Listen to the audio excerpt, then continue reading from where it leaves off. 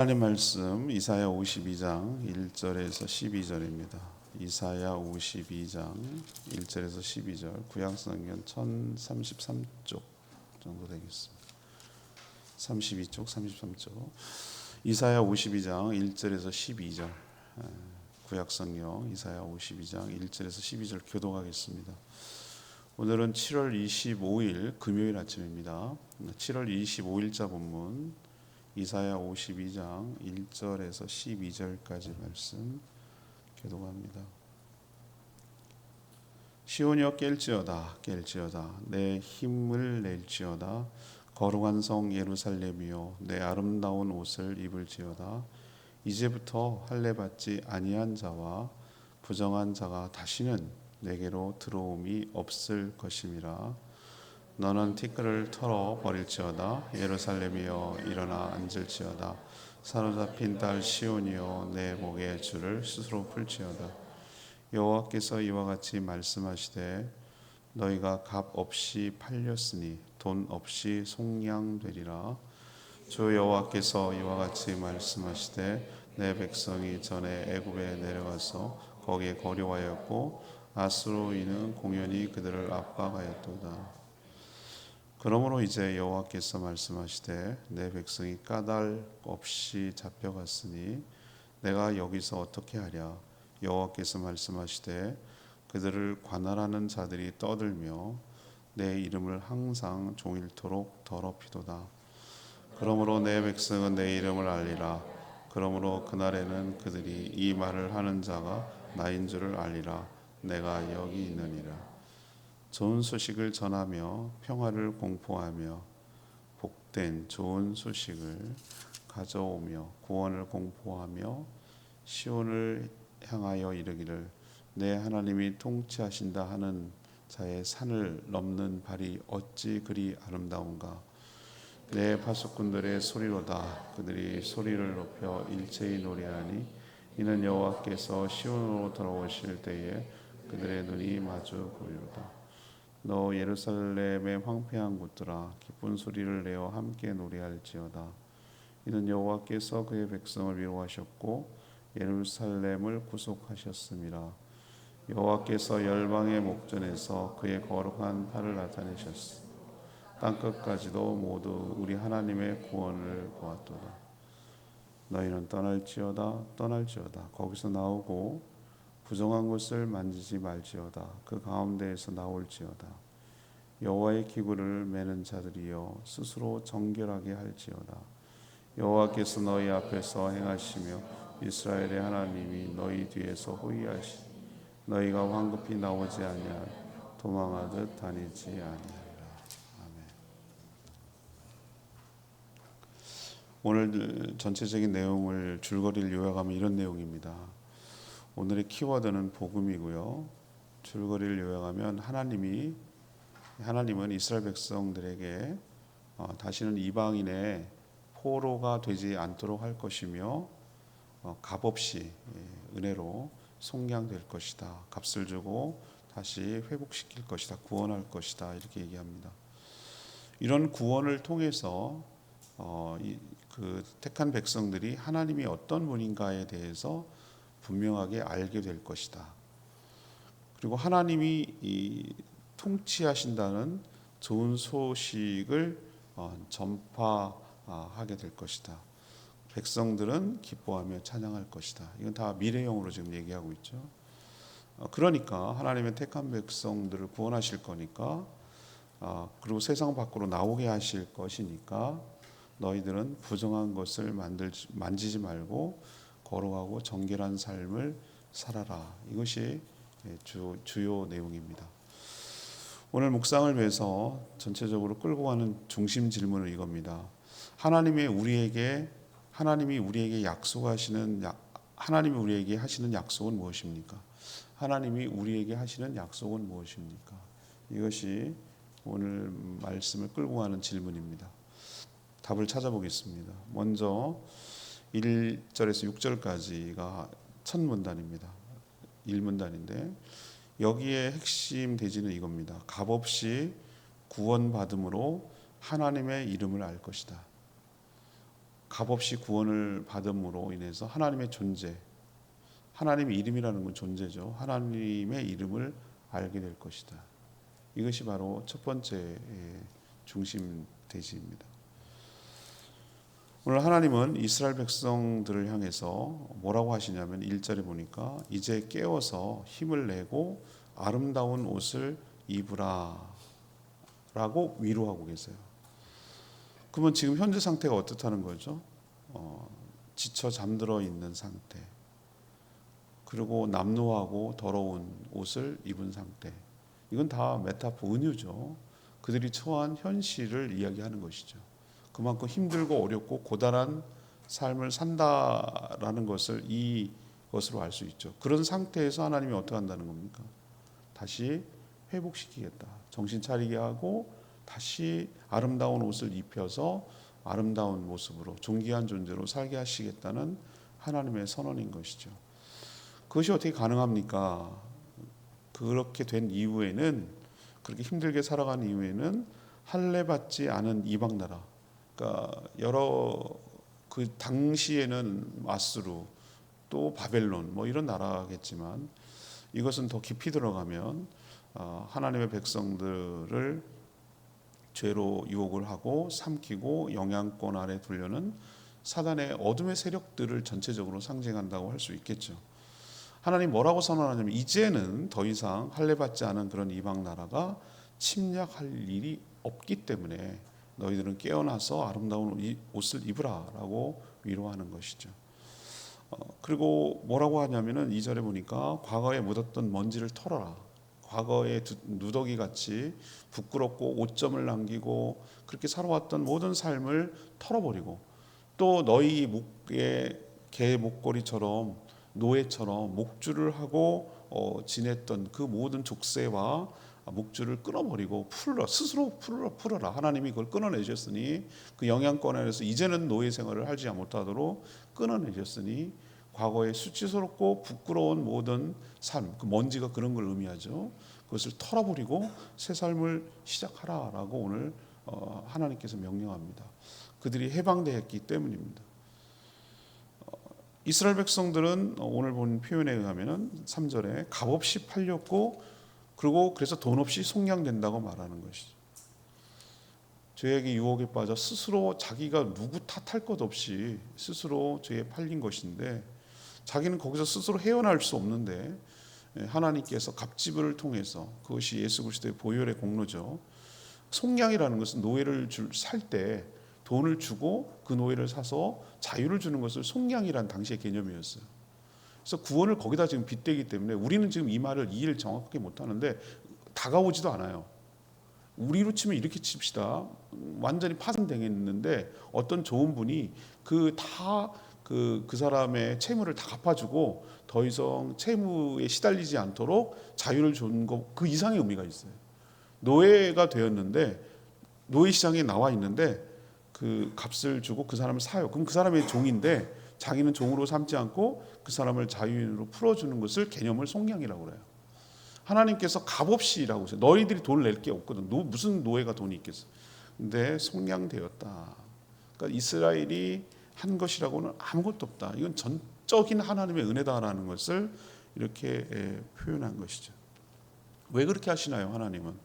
하나님은 자신의 백성들을 사로잡아가서 자신의 이름을 더럽히고 자신의 이름을 욕되게 하는 것을 참을 수 없는 것이죠. 이 하나님의 이중적인 마음을 여러분이 좀 헤아릴 필요가 있어요. 왜 이중적이라고 그러냐면은 이 모순된 것처럼 보이는 게 있어요. 우리가 우리 자식을 키워보면 알아요. 우리가 자녀가 잘못되면 혼도 내고 야단도 치고 매도 들어요. 근데 동시에 또 얘가 마음이 상하거나 또 얘가 기가 죽거나 그 어디 가서 좀 뭐 그렇게 또 막 얘가 기도 못 피고 그러는 것도 이중적으로 염려하는 거예요. 그 느낌 아시겠어요? 어디 가서 내 자식이 참 내놓기 부끄러울 정도 잘못했어. 근데 너무 야단치고 막 애가 막 그냥 막 그 사람 살지도 못할 정도로 몰아가고 이렇게 하는 거에 대해서 부모가 또 견딜 수가 없어. 왜? 그 자녀는 나의 또 다른 나의 모습이고 또 다른 나의 분실이고 나의 사랑의 대상이기도 하고 그렇기 때문에 그 자녀의 어깨에 부모의 이름이 걸려 있단 말이에요. 누구의 자식이라는 게 걸려 있단 말이죠. 우리 하나님의 택한 백성들은 다루시는 그 하나님의 그 묘한 복잡한 부모의 심정이 이스라엘 백성들도 있고 우리에게도 있는 것이죠. 여러분이 그걸 캐치해낼 수 있어야 돼요. 하나님의 마음이 어떻겠구나라는 걸 알아야 되는 거예요. 하나님 이스라엘 백성들이 잘못해가지고 그 벌을 받고 있어, 징계를 받고 끌려가서 포로 생활을 하고 있어요. 그것이 속상해. 그리고 하나님이 잘못한 게 아니에요. 그들이 잘못해서 그렇게 됐어요. 할 말 없어 자기들도. 그렇지만 그걸 못 보겠는 거예요 하나님은. 왜? 그들이 믿는 하나님이, 그들이 섬기고 있고 그들이 말하고 있는 하나님이 자신이거든요.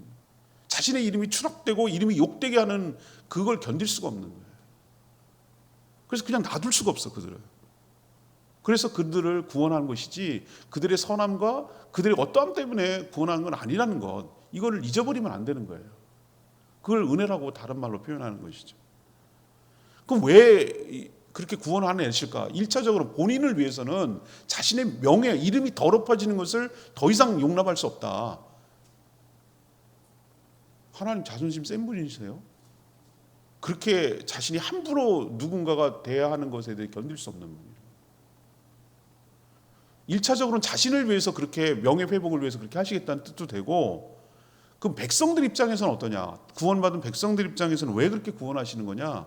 이 구원의 과정을 통해서 구원을 받은 백성들이 하나님의 이름은 존재를 말하는 거예요. 이름이 뭐 여호와 뭐 이름을 말하는 게 아니라 하나님이 어떤 분이라는 것에 대해서 실체적으로, 경험적으로, 체감적으로 하나님을 알게 될 것이고, 그래서 궁극적으로 어떻게 하는 거예요? 하나님을 아는 것뿐만 아니라 더 나아가서 신뢰하고 의지하는 단계까지 나가도록 하기 위해서 하나님께서 구원의 조치를 취하신다는 뜻이에요. 양면에서 하나님을 위해서, 백성들을 위해서. 그들을 사로잡아 갔던 원수들 역시, 이야, 저분 전에 쟤네들이 믿는 하나님이 누구구나라는 것을 원수들도 하나님의 존재, 이름에 대해서 분명하게 알게 될 것이다. 이것이 하나님의 첫 번째 메시지예요. 우리도 이것을 우리에게 적용하면 어떻습니까? 우리도 하나님의 은혜로 구원을 받았어요. 믿어줬다? 라고 건방지게 여전히 그렇게 교회 나가줬다? 믿어줬다? 섬겨줬다? 이렇게 오만하게 변질되는 사람들이 있어요. 처음에는 은혜로 시작했다. 은혜가 제대로 정확하게 은혜가 뭔지를 모르는, 내가 얼마나 처절한 죄인이고 노예고 구제받지 못할 구제불능의 노예인가, 죄의 노예인가라는 것을 인식하지 못하면 내가 믿어준 것으로 선행 공로로 나오기가 쉬워요. 절대 그렇지 않습니다.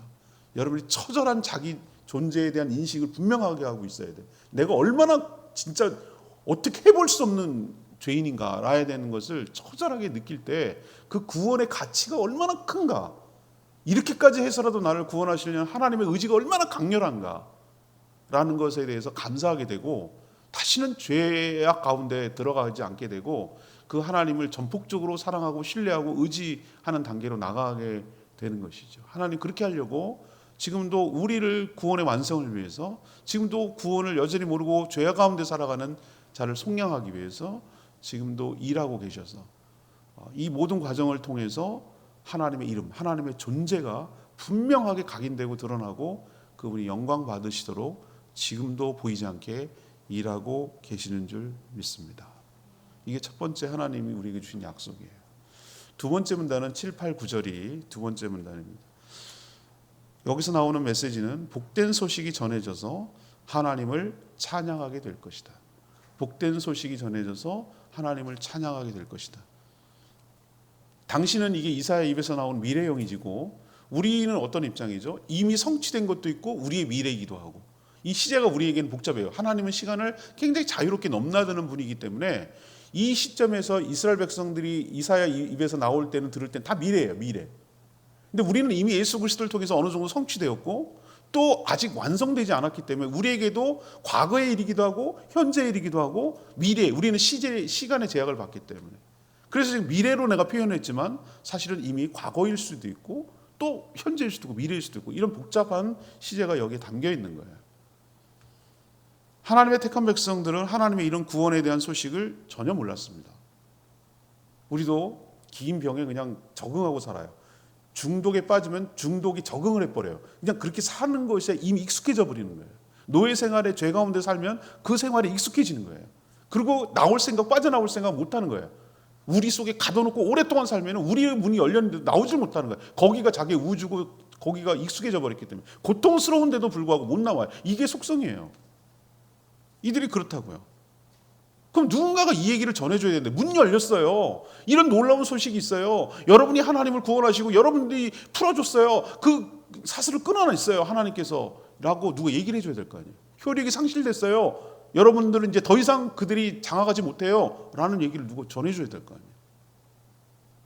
그래서 이 소식을 전달하는 사람을 통해서 이것을 알 수가 있게 되는데, 이 소식은 모든 억압에서 해방되어 자유를 누리게 되었다는 이 구원의 소식이거든요.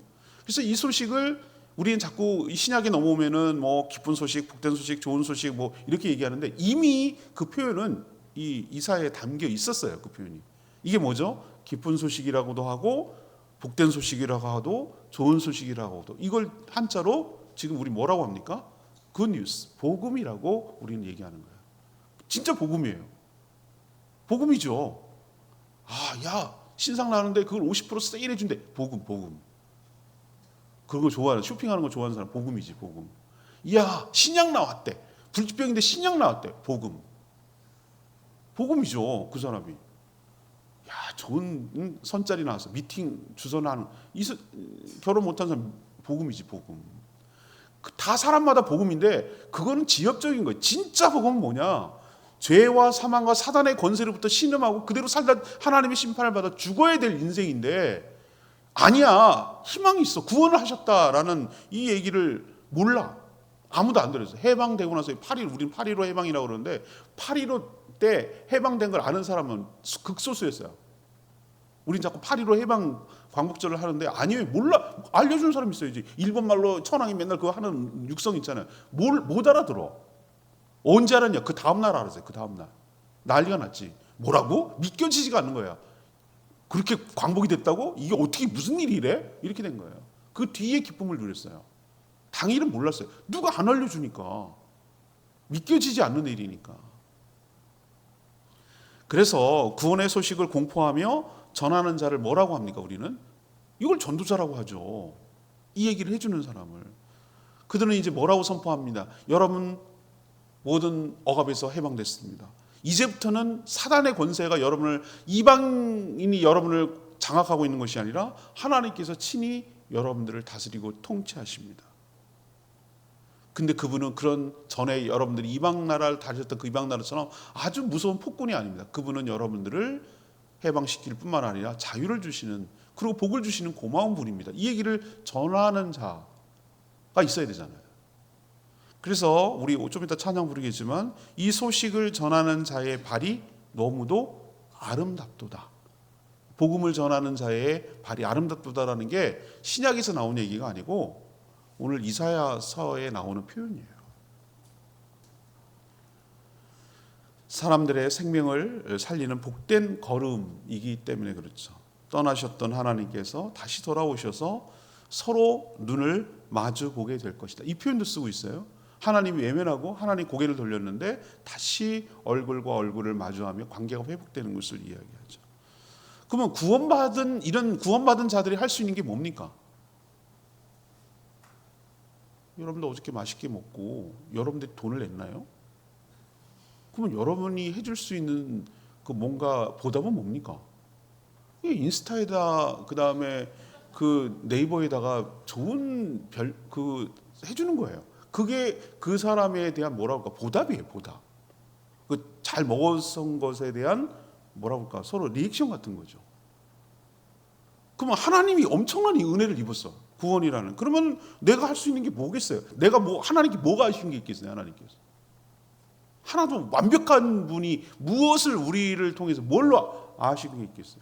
우리가 할 수 있는, 하나님이 기대하시는, 또 하나님 원하시기도 하는 것은 뭐냐면은 찬양하는 거예요, 찬양하는 거.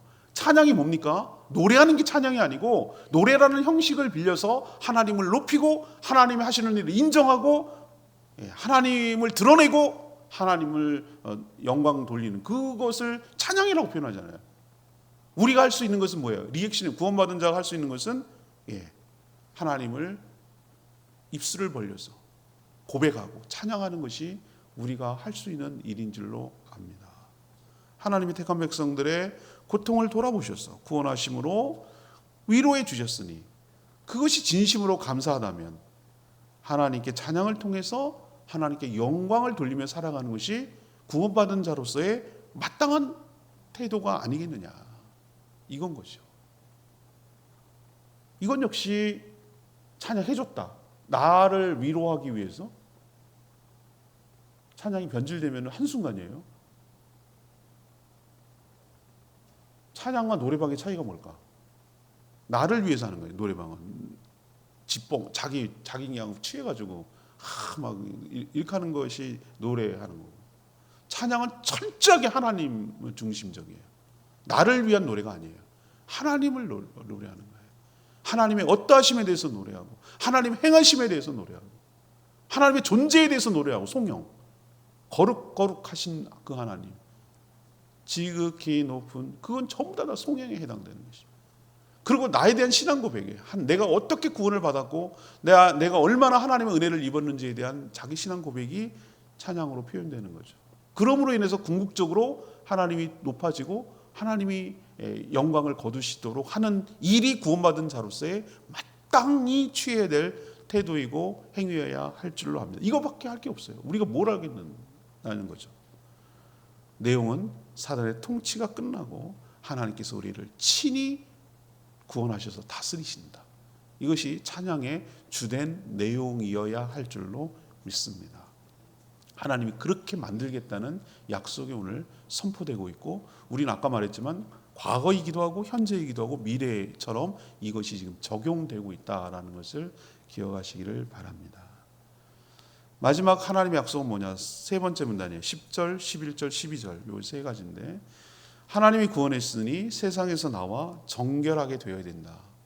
하나님이 구원했으니 세상에서 나와 정결하게 되어야 한다. 이것이 약속이기도 하고 당부이기도 해요. 하나님은 크신 능력으로 택한 백성들을 구원하셨습니다. 그러나 구원받은 백성들 입장에서 해야 될 것이 있어요. 우린 자꾸 전적으로 하나님이 다 하셨어요라니까 나는 그냥 가만히 있으면 되는 건 줄 알아요. 리액션이지, 리액션. 하나님이 했으면 거기에서 있어야 되는 거죠. 질탁동시 이런 말이 있어요. 질탁동시. 아래에서 병아리가 깨서 나오려는 힘이 먼저 있어야 돼요. 불쌍하다고 끄집어내면 병아리 죽어요. 출산할 때 아기가 나오려는 힘, 또 그것을 내버리는 힘, 이 두 가지가 합쳐져서 아기가 출산되는 거예요. 하나님이 전적으로 다 모든 과정을 주관하세요. 주도하시고. 그러나 우리 입장에서 마치 그것조차도 하나님의 주권이지만 마치 우리가 하는 것처럼 하는 영역이 있어요. 우리 입장에서 보면은 그것조차도 하나님의 주권이지만, 그래서 해야 될 게 있어요. 그게 뭐냐? 이걸 오해하면 안 돼요. 구원하는 데 있어서 뭔가 결핍된 것이 있어가지고 내가 그것을 보충해야 된다는 뜻은 아니에요. 구원이 실현되기 위해서 하나님이 열어놓은 구원의 길을 스스로 걸어가야 해요. 이거는 내 몫이에요. 구원을 이루고 구원된 삶을 살기 위한 것은 내 몫이에요. 하나님이 그것까지 내 대신의 삶을 살아갈 수는 없는 거예요. 세상을 상징하는, 특별히 세상을 상징하는 이 바벨론이라고 하는 메타포, 요한계시록에서 나오는 음녀 바벨론, 세상의 권세, 사단의 권세를 장악하고 있는 이 바벨론에서 나오라는 거예요. 사실 바벨론의 포로로 갔지만 메데 바사를 거쳐서 그 누가 제국이 다스리고 있냐, 바사라고 하는 페르시아가 다스리고 있었어요.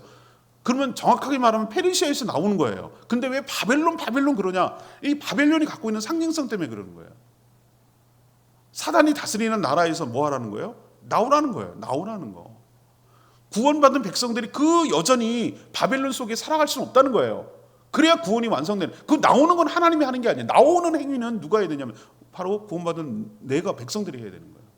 그것조차 안 나오면서 구원이 뭔데요? 이렇게 말하는 건 어리석단 말이죠.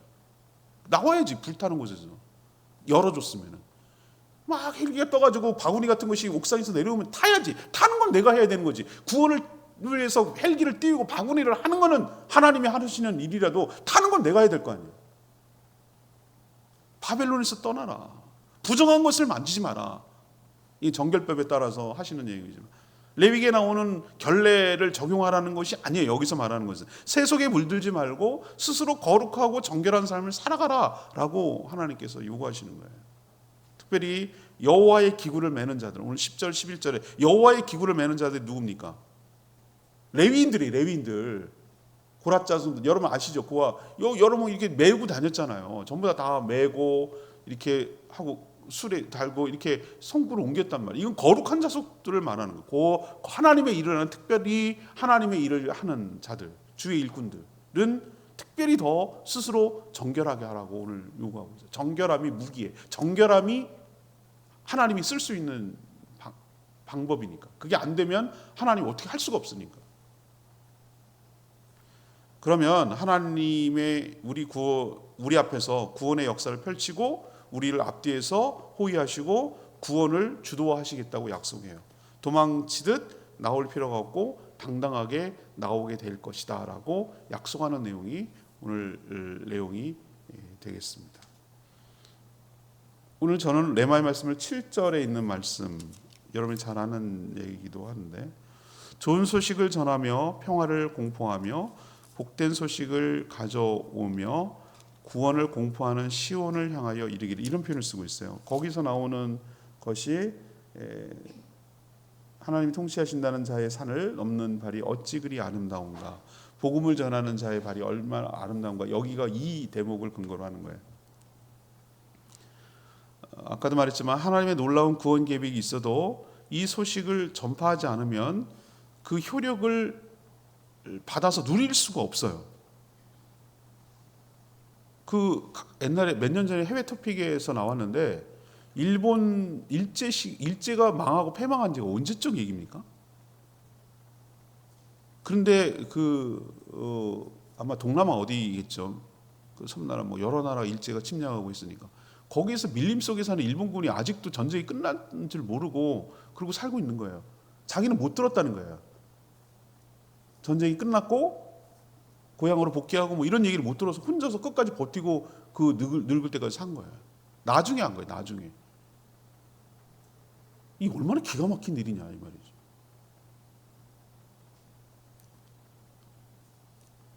제가 아까 광복절도 그 효력을 누린 것은, 알게 된 것은 전해주는 사람이 있었던 그 다음 날이었다라고 내가 말씀드렸죠. 일제가 망했다는 소식을 전하는 자가 있어야 그 해방의 효력과 기쁨을 누릴 수가 있는 것이죠. 그래서 좋은 소식, 기쁜 소식, 복된 소식을 복음이라고 하고, 이 복음을 전파하는 전도자의 발이 아름답다라고 칭송하는 것이죠. 하나님이 더 좋은 방법이 있었으면 했을 거예요. 하나님 효율만 따지면은 뭔가 다른 방법이 있으면 했을 거예요. 근데 왜 이렇게 더디고 느리고 답답하게 하는 거죠? 몰라요, 그건 저도. 그런데 저는 하나님의 지혜를 믿어요. 하나님 그렇게 하라고 하면 하는 거예요. 한 명씩 한 명씩 사람이 사람을 전해서, 그 사람이 뭔지 뭡니까? 먼저 경험하고 알고 복음을 경험했던 그 사람이, 먼저 믿은 사람이 아직도 모르는 사람을 향해서 한 명씩 한 명씩 복음을 전해서 하나님께 돌아오게 하는 방식을 지금도 고수하고 있어요. 다른 방법이 없어요. 그렇다면 이 일, 아직도 복음을 모르는 자들을 향해서 지금도 가야 되고, 지금도 전파해야 되고, 내 발을 움직여서 가야 되고, 이 일을 하는 자들을 하나님께서는 아름답다라고 칭송하고 칭찬하고 있는 거 기억하시고, 여러분도 복음을 전하는 아름다운 발을 가진 사람으로 살아가는 복된 하루가 되기를 축복합니다. 오늘 제목이 뭐였어요? 키워드는 복음이고요. 질문이 뭐였죠? 하나님이 우리에게 약속한 약속이 뭐냐는 거예요. 어떻게 될 거라고 얘기해요. 첫 번째 뭐라고 그랬어요? 값없이 구원받아서 하나님의 이름, 존재를 많은 사람들이 알게 될 것이다. 이렇게 될 것이다, 약속. 두 번째는 이 복음이 전해져서 구원받은 자들이 하나님을 뭐하게 될 것이다? 찬양으로 영광 돌리게 될 것이다. 세 번째는 뭐예요? 구원했으니 너희들은 어떻게 하라고? 세상에서 나와가지고 정결한 삶을 살아가야 된다. 그렇게 할 것이다. 성령의 인도로. 그게 바로 하나님의 약속인 것 기억하시고, 우리도 이렇게 살아가는 복된 인생 되기를 축복합니다. 기도하기 전에 우리 14장 찬양지 14장 부르고 기도하겠습니다. 오늘 말씀과 깊은 관련이 있는데 복음 들고 산을 넘는 자들의 반기 아름답도다. 오늘 이사야에 나온 이 말씀을 모티브로 해가지고 가사를 지은 거예요. 오늘 말씀 생각하면서 이 찬양 같이 부르었으면 좋겠어요.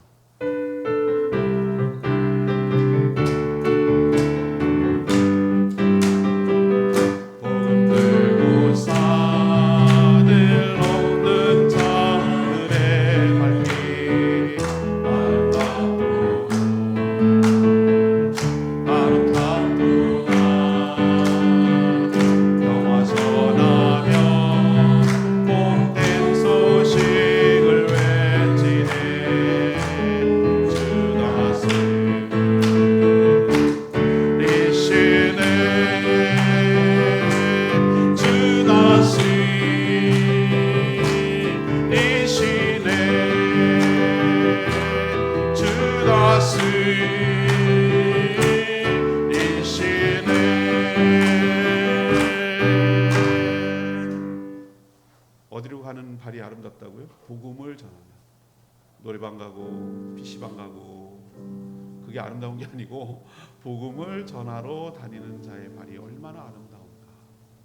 하나님이 그렇게 보시는 거예요. 여러분들이 그런 발이 되기를 소망합니다. 또 그런 발로 살아가게 되기를 하나님께 간구하면 그렇게 여러분의 삶을 인도해 주실 줄 믿습니다. 그렇게 살게 해달라고 하나님께 기도해야 돼요. 그래야 그 기도를 들으시고 이루어 주시는 거예요. 주여 외치고 그런 삶을 오늘 하루 살게 해달라고 기도하고 하루 시작하겠습니다. 다 같이 주여 외치고 기도합니다. 주여 하나님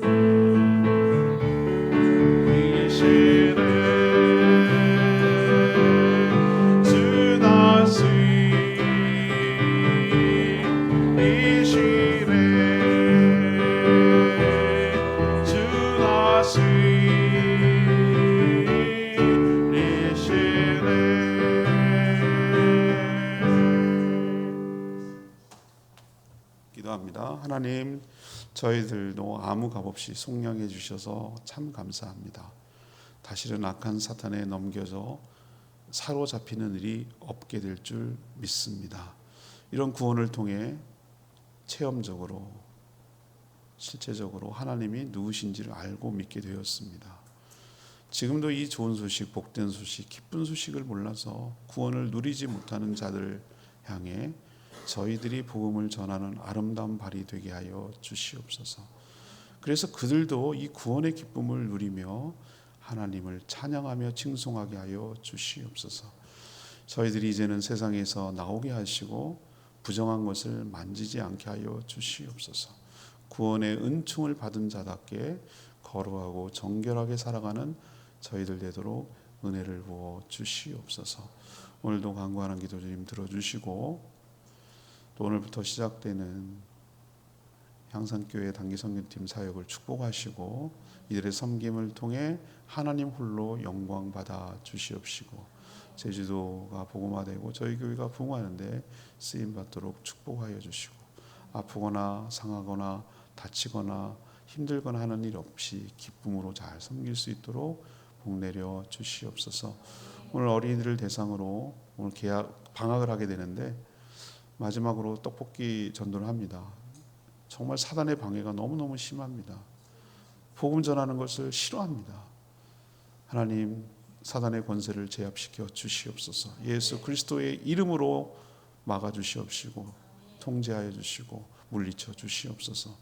그래서 어린이들이 교회를 좋아하고 한번 들어오게 만들고 복음을 듣게 하고 그래서 그들에게 복음의 씨앗이 잠재적으로 심겨 언젠가는 발아되고 꽃피고 열매 맺게 하여 주시옵소서. 모든 모이는 목장들마다 복 내려주시고 오늘 하루도 주의 은혜 가운데 잘 살아내는 저희 모두가 되게 하여 주시옵소서. 감사드리며 예수님 이름으로 축복하며 기도합니다. 아멘. 오늘 하루도 주의 은총으로 살길 축복합니다. 10시 정도까지 개인 기도하시고 10시부터 특강하도록 하겠습니다. 네, 기도합니다.